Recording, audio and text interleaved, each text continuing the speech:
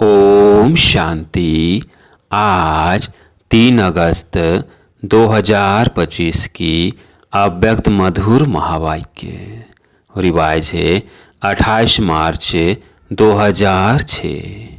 Headline है विश्व की आत्माओं को दुखों से छुड़ाने के लिए मनसा सेवा को बढ़ाओ, संपन्न और संपूर्ण बनो। अब सुनते हैं अव्यक्त महावाक्य विस्तार से।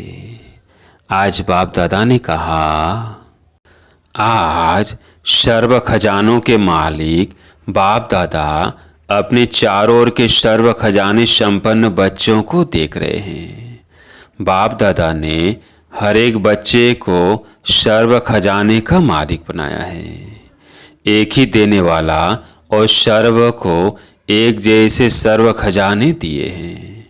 किसको कम किसको ज़्यादा नहीं दिए। क्यों? बाप अखुट खजाने के मालिक है, बेहद का खजाना है। इसलिए हर एक बच्चा अखुट खजाने का मालिक है। बाप दादा ने सर्व बच्चों को एक जितना एक जैसा दिया है, लेकिन धारण करने वालों में कोई सर्व खजाने धारण करने वाले हैं और कोई यथाशक्ति धारण करने वाले हैं। कोई नंबर 1 है और कोई नंबर वार है। जिन्होंने जितना भी धारण किया है उन्हों के चेहरे से, नैनों से खजानों का नशा स्पष्ट दिखाई देता है। खजाने से भरपूर आत्मा चेहरे से, नैनों से भरपूर दिखाई देती है। जैसे स्थूल खजाना प्राप्त करने वाली आत्मा के चलन से चेहरे से मालूम पड़ जाता है, तो यह अविनाशी खजाना का नशा खुशी स्पष्ट दिखाई देती है। संपन्नता का फखूर बेफिकर बादशाह बना देता है। जहाँ ईश्वरीय फखूर है वहाँ फिकर हो नहीं सकता। बेफिकर बादशाह बेगमपुर के बादशाह बन जाते हैं। तो आप सभी ईश्वरी संपन्नता के खजाने वाले बेफिकर बादशाह हो ना, बेगमपुर के बादशाह हो। कोई फिकर है क्या? कोई गम है? क्या होगा, कैसा होगा, इसका भी फिकर नहीं। त्रिकालदर्शी स्थिति में स्थित रहने वाले जानते हो जो हो रहा है वो सब अच्छा, जो होने वाला है वो और अच्छा। क्यों? सर्वशक्तिवान बाप के साथ ही हो, साथ रहने वाले हो। हर एक को नशा है, फखूर है कि बाप दादा सदा हमारे दिल में रहते हैं और हम सदा बाप के दिल तख्त पर रहते हैं। तो ऐसा नशा है ना। जो दिल तख्त नशीन है उसके संकल्प तो क्या, स्वप्न में भी दुख की लहर लैस भी नहीं आ सकती उसमें। क्यों? सर्व खजानों से भरपूर है। जो भरपूर चीज होती है उसमें हलचल नहीं होगी। तो चारों ओर के बच्चों की संपन्नता देख रहे थे। हर एक का बाप दादा ने जमा का खाता चेक किया। खजाना तो अखूट मिला है, लेकिन जो मिला है उस खजाने को कार्य में लगाते खत्म किया है। वह मिले हुए खजानों को कार्य में भी लगाया है और बढ़ाया भी है। कितनी परसेंट में हर एक के खाते में जमा है। क्योंकि यह खजाना सिर्फ अब इस समय के लिए नहीं है। यह खजाना भविष्य में भी साथ में चलना है। जमा हुआ ही साथ जाएगा। तो परसेंटेज देख रहे थे। क्या देखा? सेवा तो सभी बच्चे यथा योग व यथाशक्ति कर रहे हैं, लेकिन सेवा का फल जमा होना उसमें अंतर हो जाता है। कई बच्चों को जमा खाता देखा, सेवा बहुत करते, लेकिन सेवा करने का फल जमा हुआ या नहीं, उसकी निशानियां क्या होंगी? सेवा कोई भी हो, चाहे मनसा, चाहे वाचा, चाहे कर्मणा, तीनों में 100% मार्क होती है। तीनों में 100 है। सेवा तो की लेकिन अगर सेवा करने के समय व सेवा के बाद स्वयं अपने मन में अपने से संतुष्ट है और साथ में जिनकी सेवा की, जो सेवा में साथी बनते हैं, वह सेवा करने वालों को देखते हैं, सुनते हैं, वह भी संतुष्ट है, तो समझो जमा हुआ। स्व की संतुष्टता सर्व की संतुष्टता नहीं है, तो परसेंटेज जमा का कम हो जाता है। यथार्थ सेवा की विधि पहले भी बताई है। 3 बातें विधि पूर्वक है तो जमा है। वह सुनाया है, एक निमित्त भाव, दूसरा निर्माण भावना, तीसरा निर्वण स्वभाव, निर्मल वाणी, भाव, भावना और स्वभाव। बोल, अगर ये 3 बातों से एक बात भी कम है, 1 है 2 नहीं है, 2 है 1 नहीं है, तो वह कमजोरी जमा की परसेंटेज कम कर देती है। तो 4 ही सब्जेक्ट में अपने आप को चेक करो, क्या 4 ही सब्जेक्ट में हमारा खाता जमा हुआ है? क्यों? बाप दादा ने देखा कि कईयों की 4 बातें जो सुनाई, भाव, भावना, उस प्रमाण कई बच्चों का सेवा समाचार बहुत है, लेकिन जमा का खाता कम है। हर खजाने को चेक करो। ज्ञान का खजाना अर्थात जो भी संकल्प कर्म किया वो नॉलेज फ्लो करके किया, साधारण तो नहीं हुआ। योग अर्थात सर्वशक्ति का खजाना भरपूर हो तो चेक करो। हर दिन की दिनचर्या में समय प्रमाण जिस शक्ति की आवश्यकता है उसी समय वो शक्ति ऑर्डर में रही। मास्टर सर्वशक्तिवान करती है मालिक। ऐसे तो नहीं समय बीतने के बाद शक्ति का सोचते ही रह जाए। अगर समय पर ऑर्डर करने पर शक्ति मर्ज नहीं होती, एक शक्ति को भी अगर ऑर्डर में नहीं चला सकते तो निर्विघ्न राज्य का अधिकारी कैसे बनेंगे? तो शक्तियों का खजाना कितना जमा है, जो समय पर काज में लगाते हैं वह जमा होता है। चेक करते जा रहे हो कि मेरा खाता क्या है, क्योंकि बाप दादा को सही बच्चों से अति प्यार है। बाप दादा यही चाहते हैं कि सभी बच्चों का जमा का खाता भरपूर हो, धारणा में भी भरपूर। धारणा की निशानी है हर कर्म गुण संपन्न होगा। जिस समय जिस गुण की आवश्यकता है वो गुण चेहरे चलन में मर्ज दिखाई दे। अगर कोई भी गुण की कमी है, मानो सरलता के गुण की कर्म के समय आवश्यकता है, मधुरता की आवश्यकता है, चाहे बोल में चाहे कर्म में। अगर सरलता मधुरता के बजाय थोड़ा भी आवेशता या थकावट के कारण बोल मधुर नहीं है, चेहरा मधुर नहीं है, सीरियस है, तो गुण संपन्न तो नहीं कहेंगे ना। कैसे भी सरकमस्टांस हो, लेकिन मेरा जो गुण है वो मेरा गुण इमर्ज होना चाहिए। अभी शॉर्ट में सुना रहे हैं। ऐसे ही सेवा में सेवाधारी की सबसे अच्छी निशानी है स्वयं भी सदा हल्का, लाइट और खुशनुमा दिखाई दे। सेवा का फल है खुशी।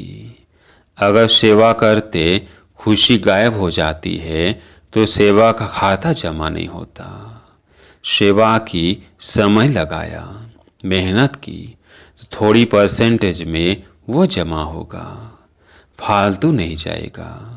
लेकिन जितनी परसेंटेज में जमा होना चाहिए उतना नहीं होता। ऐसे ही संबंध संपर्क की निशानी दुआओं की प्राप्ति हो। जिसके भी संबंध संपर्क में आए उनके मन से आपके प्रति दुआएं निकले, बहुत अच्छा। बाहर से नहीं, दिल से निकले, दिल से दुआएं निकले। और दुआएं अगर प्राप्त है तो दुआएं मिलना यह बहुत सहज पुरुषार्थ का साधन है। भाषण नहीं करो, चलो मनसा सेवा भी इतनी पावरफुल नहीं है। कोई नए नए प्लान नहीं बनाने आते हैं, कोई हर्जा नहीं। सबसे सहज पुरुषार्थ का साधन है दुआएं लो, दुआएं दो। ऐसे बाप दादा कई बच्चों के मन के संकल्प रीड करते हैं। कई बच्चे समय अनुसार सरकम स्टांस अनुसार कहते हैं कि अगर कोई खराब काम करता है तो उसको दुआएं कैसे दें। उस पर तो क्रोध आता है ना, दुआएं कैसे देंगे। फिर क्रोध के बाल बच्चे भी तो बहुत है, लेकिन उसने खराब काम किया, वह खराब है। आपने ठीक समझा कि यह खराब है। यह निर्णय तो अच्छा किया, समझा अच्छा, लेकिन एक होता है समझना और दूसरा होता है उनके खराब काम, खराब बातों को अपने दिल में समाना। समझना और समाना फर्क है। अगर आप समझदार हो, क्या समझदार कोई खराब चीज़ अपने पास रखेगा? लेकिन वो खराब है, आपने दिल में समाया, अर्थात आपने खराब चीज़ अपने पास रखी, संभाली। समझना अलग चीज़ है, समाना अलग चीज़ है। समझदार बनना तो ठीक है, बनो, लेकिन समाओ नहीं। यह तो है ही ऐसा, यह समा लिया। ऐसे समझ करके व्यवहार में आना, यह समझदारी नहीं है। तो बाप दादा ने चेक किया, अभी समय ऐसे समीप नहीं आना है, आपको लाना है। कई पूछते हैं थोड़ा सा इशारा तो दे दो ना, 10 साल लगेंगे, 20 साल लगेंगे, कितना समय लगेगा? तो बाप बच्चों से प्रश्न करता है। बाप से तो प्रश्न बहुत करते हैं ना, तो आज बाप बच्चों से प्रश्न करता है, समय को समीप लाने वाले कौन? ड्रामा है लेकिन निमित्त कौन? आपका एक गीत भी है, किसके रोके रुका है सवेरा, है ना गीत? तो सवेरा लाने वाला कौन? विनाशकारी तो तड़प रहे हैं कि विनाश करे, विनाश करे, लेकिन नव निर्माण करने वाले इतना रेडी है। अगर पुराना खत्म हो जाए, नया निर्माण हो नहीं तो क्या होगा? इसलिए बाप दादा ने अभी बाप के बजाय टीचर का रूप धारण किया है। होमवर्क दिया है ना। कौन होमवर्क देता है? टीचर। लास्ट में सदगुरु का पाठ। तो अपने आप से पूछो, संपन्न और संपूर्ण स्टेज कहाँ तक बनी है? क्या आवाज़ से परे वो आवाज़ में आना? दोनों ही समान है। जैसे आवाज़ में आना जब चाहो सहज है, ऐसे ही आवाज़ से परे हो जाना जब चाहे, जैसे चाहे वैसे हैं। सेकंड में आवाज़ में आ सकते हैं, सेकंड में आवाज़ से परे हो जाए, इतनी प्रैक्टिस है। जैसे शरीर द्वारा जब चाहो जहाँ चाहो वहाँ आ जा सकते हो ना, ऐसे मन बुद्धि द्वारा जब चाहो जहाँ चाहो वहाँ जा सकते हो, क्योंकि अंत में पास मार्क्स उसको मिलेगी जो सेकंड में जो चाहे, जैसा चाहे, जो ऑर्डर करना चाहे उसमें सफल हो जाए। साइंस वाले भी यही प्रयत्न कर रहे हैं, सहज भी हो और कम समय में भी हो। तो ऐसी स्थिति है। क्या मिनट तक आए हैं, सेकंड तक आए हैं, कहाँ तक पहुँचे हैं? जैसे light house, might house second में ऑन करते ही अपनी लाइट फैलाते हैं, ऐसे आप सेकंड में लाइट हाउस बन चारों ओर लाइट फैला सकते हो। ये स्थूल आँख एक स्थान पर बैठ दूर तक देख सकती है ना, फैला सकती है ना अपनी दृष्टि। ऐसे आप तीसरे नेत्र द्वारा एक स्थान पर बैठे चारों ओर वरदाता विधाता बन नजर से निहाल कर सकते हो। अपने को सब बातों में चेक कर रहे हो। इतना तीसरा नेत्र क्लीन और क्लियर है। सभी बातों में अगर थोड़ी भी कमजोरी है तो उसका कारण पहले भी सुनाया है कि हद का लगाव मैं और मेरा है। जैसे मैं के लिए स्पष्ट किया था, होमवर्क भी दिया था। 2 मैं को समाप्त कर एक मैं रखनी है। सभी ने यह होमवर्क किया। जिस होमवर्क में सफल हुए वो हाथ उठाओ। बाप दादा ने सबको देखा है। हिम्मत रखो, डरो नहीं, हाथ उठाओ। अच्छा है, मुबारक मिलेगी। बहुत थोड़े हैं, इन सब के हाथ टीवी में दिखाओ। बहुत थोड़ों ने हाथ उठाया है। अभी क्या करे? सभी को अपने ऊपर हंसी भी आ रही है। अच्छा, दूसरा होमवर्क था क्रोध को छोड़ना है। यह तो सहज है ना। तो क्रोध को किसने छोड़ा? इतने दिनों में क्रोध नहीं किया। इसमें बहुतों ने हाथ उठाया। इसमें थोड़े ज़्यादा हैं जिन्होंने क्रोध नहीं किया। आपके आसपास रहने वालों से भी पूछेंगे। जिन्होंने हाथ उठाया वह खड़े हो जाओ। अच्छा, बहुत है। क्रोध नहीं किया है। संकल्प में मन में क्रोध आया, चलो फिर भी मुबारक हो। अगर मन में आया, मुख से नहीं किया तो भी मुबारक है। बहुत अच्छा। तो आप ही रिजल्ट के हिसाब से देखो। क्या स्थापना का कार्य 100 को संपन्न बनाना और सर्व आत्माओं को मुक्ति का वर्षा दिलाना, यह संपन्न हुआ है।